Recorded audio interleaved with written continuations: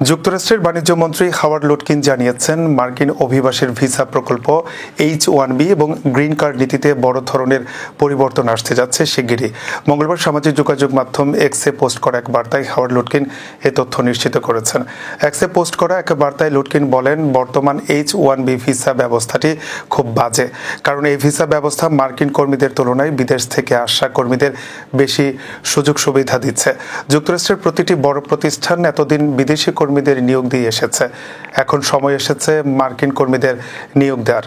তিনি বলেন, বর্তমানে H-1B নামের যে ভিসা প্রকল্প আমাদের দেশে চালু আছে তা এক কথায় ভয়াবহ।